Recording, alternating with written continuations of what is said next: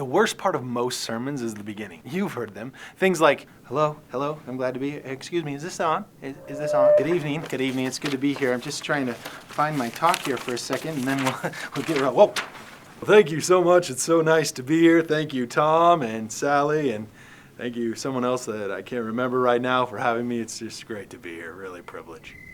So what does it take to have a solid start to a great public address? It requires you to be very intentional about the beginning. I've had the opportunity to be with some of the greatest preachers on the planet, and I will often ask them about how they plan their first words. Most of them have told me that they spend the most time on writing and thinking through the beginning and end of their talk. So I've tried to follow suit. I've asked my mentor, who has trained me and many other preachers, what should be at the beginning of every sermon. He gave me 4 great things that I want to give to you today. So here are those things that I make sure to have as a part of every sermon start. First, I make sure that I have something that gets the people's attention. Whether that's a statement or a story or even an intentional pregnant pause. The first 30 seconds are my most important, because if I don't get my audience's attention then, I won't keep them or get them back. Second, I tell them the theme of my message. This is closely tied to my main preaching point, though I don't always tell them what that point is right up front. I believe that if you're going to take them on a journey, it's good to let them know the general direction the train is heading in. Third, I give them the reason for why my message is relevant to them.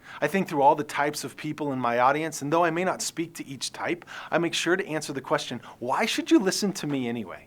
Fourth, I give them a glimpse of the structure of my talk. I may not say, I will give you 3 points and a conclusion, but I will say something like, we're going to look at this topic or this person's life in this passage today, and I'll give you firm answers as to why that matters in your life. Remember, they can't see your notes, they can't read your mind, so give them some sort of skeleton to know where to hang the flesh of your talk on as they go. Attention, theme, relevance, and structure. When you get these 4 things in the beginning of your talk in a very smooth way, I'm sure that you'll grab your audience's attention and impact many lives.